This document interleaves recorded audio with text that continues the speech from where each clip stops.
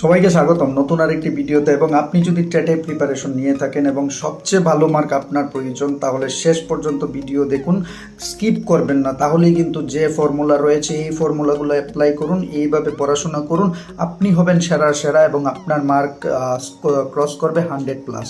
ঠিক আছে, দেখুন যারা টেটে প্রিপারেশন নিচ্ছেন একেবারে যদি নতুন হয়ে থাকেন, আমি একটা জিনিস বলবো, it is my own experience, যে প্রথমে সিলেবাস বার করুন, প্রিভিয়াস ইয়ারের প্রশ্নগুলো চোখের সামনে রাখবেন, কীভাবে সেট করা হয়েছে প্রশ্নগুলো বিগত বছরে, এগুলো একটু টালি করবেন। ঠিক আছে, এবং সিলেবাস ধরে ধরে পড়তে হবে, সিলেবাসের বাইরে কিন্তু নয়।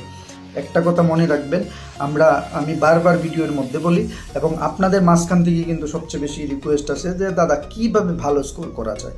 মনে রাখবেন, অনেকে পড়ে বেশি কিন্তু নাম্বার বা কোয়ালিফাই করতে পারে না, আবার অনেকে কম পড়ছে গিয়ে কোয়ালিফাই করে নিচ্ছে।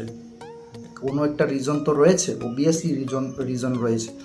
মনে রাখবেন, যখন সিলেবাসটা থাকবে আপনার সামনে, ধরুন এখানে পার্টিকুলারলি 150 মার্কের পরীক্ষা হচ্ছে, তার মধ্যে ইংলিশের মধ্যে রয়েছে 30 মার্ক, বাংলার মধ্যে 30 মার্ক, সিডিপির মধ্যে 30 মার্ক, তারপর এসএসটির মধ্যে 60 মার্ক, টোটাল 150। সেমভাবে টেট টুর মধ্যে ইবিএস যুক্ত হয়েছে, ইবিএসের মধ্যে রয়েছে, আর ম্যাথের মধ্যে 30 রয়েছে। তো দেখুন আপনারা কিভাবে ভালো স্কোর করতে পারেন। একটা জিনিস মনে রাখবেন, আপনার কিন্তু সব সাবজেক্টে দক্ষতা সেই রকমভাবে নাও থাকতে পারে। এমন কিন্তু হয় যে সব স্টুডেন্টের যে সব সাবজেক্টের মধ্যে সেই রকম গ্র্যাপ থাকবে, নট লাইক দ্যাট। ঠিক আছে, এরকম এটাও কিন্তু আপনার বাধা হতে পারে না, আপনি তারপরেও কিন্তু ভালো স্কোর করতে পারেন যদি আপনি ধরুন ওভারঅল যারা টেট 1 দেবেন অ্যাটলিস্ট 4টা সাবজেক্ট স্ট্রং থাকতেই হবে, তাহলে অবভিয়াসলি কোয়ালিফাই হয়ে যাবেন আমাকে যদি জিজ্ঞেস করেন। কিন্তু তার মানে এই নয় যে আপনি সেই সাবজেক্টে গিয়ে স্কোর করবেন একেবারে less than 10, এটা তো আর হবে না। অবভিয়াসলি আপনি 10-এর উপরই স্কোর করবেন।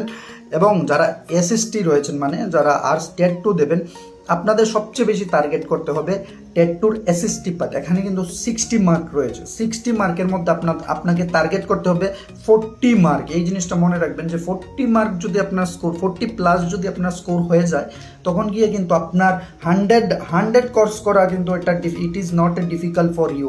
এটা কিন্তু আপনার জন্য কোনো কষ্টকর বিষয় হবে না। কিন্তু এই 40 মার্কেই সেইভাবে আমরা ক্যারি করতে পারি না, কারণ হয়তোবা আমাদের ল্যাক অফ প্রিপারেশন থাকে বা আমরা বুঝতে পারি না। মনে রাখবেন, যা পড়বেন বুঝে পড়ুন, যত বেশি বুঝবেন ততই কিন্তু আপনার স্কোর হবে। এই জিনিসটা মনে রাখবেন যে সিলেক্টিভ বই পড়ুন। আমি একটা জিনিস দেখেছি, অনেকে 7টা 8টা 9টা আমার বন্ধু বান্ধবী ছিল, তারা বই পড়ছে ভূগোলের। ঠিক আছে, ভূগোলের জন্য 10টা বই আমার এক বন্ধু পড়েছে। আমি ওকে জিজ্ঞেস করলাম কেন, কয় না যদি ওই বই থেকে যদি কমন চলে আসে। তো এইরকম নট লাইক দ্যাট, বিষয় এইরকম নয়। প্রিপারেশনের সময় আপনার কাছে যে বই রয়েছে, সিলেবাসের টপিকগুলো যদি থাকে, এই বইটাকেই 2বার পড়ুন, 3বার পড়ুন। ঠিক আছে, এবং বিভিন্ন জায়গার নোট, বিভিন্ন জায়গার ক্লাস ফলো না করে এক জায়গার ক্লাস ফলো করুন, কারণ বিভিন্ন জায়গায় যখন আপনি ভিডিও দেখবেন বিভিন্ন রকম তথ্য আসবে, আপনি কিন্তু ডাইভার্ট হবেন, ফাজাল্ট হয়ে যাবেন, তখন কিন্তু এটাও প্রবলেম হয়। আপনি একটা জিনিস লক্ষ্য করে দেখবেন, আমরা যখন ইউটিউবের মধ্যে ধরুন আমি যে কোনো একটা ভিডিওই আপনি দেখলেন, গানের ভিডিও বলুন বা কোনো একটা সিনেমা বলুন, দেখবেন আপনার সামনে কিন্তু ইউটিউব কী করে, সামনে আরও 10টা ভিডিও সামনে নিয়ে যায়। তখন কিন্তু আপনি 10 জায়গার মধ্যে 10 রকম তথ্য আপনি কিন্তু পেয়ে যাচ্ছেন এবং আপনি কিন্তু কনফিউজ হয়ে যাচ্ছেন যে আসলে হবে তো হবে কোনটা। এই রকম যেন না হয়। আমি যখন চাকরির প্রিপারেশন নিতাম বা এখনও নেই, আমি যে কোনো একটা চ্যানেল বা 2টা চ্যানেলকেই ফলো করি সেইভাবে, বাকিগুলোকে আর আপনারা সেইভাবে গুরুত্ব দেবেন না। ঠিক আছে, একটা জিনিস মনে রাখবেন যে জীবনে যদি ভালো একটা পর্যায়ে যেতে হয়, আপনার সেলফ কনফিডেন্স থাকতে হবে এবং সেলফ বিলিভ থাকতে হবে। সেলফ বিলিভই কিন্তু সবচেয়ে বড় হাতিয়ার কম্পিটিটিভ এক্সামের জন্য। ধরুন কোচিং বলুন, যে কোনো কিছু বলুন, এটা জাস্ট আপনাকে গাইড করে পুশ করে সামনে নিয়ে যাওয়ার জন্য, কিন্তু সম্পূর্ণ রাস্তা কিন্তু হেঁটে আপনারই যেতে হবে। ঠিক আছে না? তো প্রপারভাবে আমি যেটাকে মনে করি যে প্রপারভাবে যাই পড়বেন, প্রপারভাবে পড়ুন।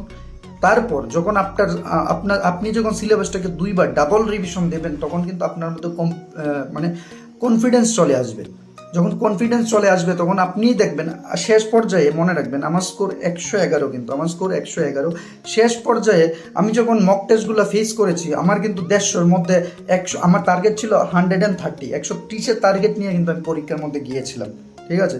তো শেষ পর্যায়ে আমার স্কোর গিয়ে 100, 105, 120 এইরকম হয়েছে যখন মক টেস্টগুলো আমি ফেস করেছি। এখন মক টেস্ট ফেস যখন করা হয়, মনে রাখবেন এখন তো সব দিকেই মক টেস্ট, কোনটা ভালো এটা আপনি বুঝতে পারবেন না।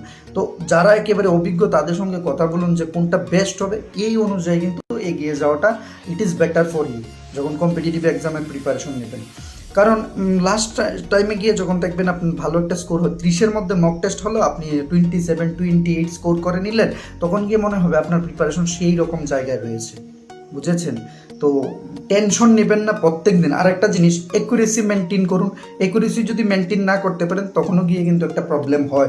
আমি ধরুন একদিন আমি একটা গল্প রয়েছে না, খরগোশ এবং কচ্ছপ, শেষ পর্যন্ত কিন্তু কচ্ছপ গিয়ে জয়ী হয়, কারণ কচ্ছপ স্লোলিভাবে কিন্তু এগিয়ে যায়, আর খরগোশ কিন্তু দৌড় দিয়েই কিন্তু সে আর পরের যখন স্টেপ নেওয়ার তখন কিন্তু সে আর পারে না। তো মনে রাখবেন যখন যাই করবেন যে 3 ঘন্টায় পড়ুন, এটা 3 ঘন্টার জন্য 3 মাস ধরে চলে বা 1 বছর ধরে চলে। এর মানে এই নয় 7 ঘন্টা পড়বো পরের 2 দিন রেস্ট করব, not like that. It is not the right way to prepare competitive exam, মনে রাখবেন এই জিনিসটা।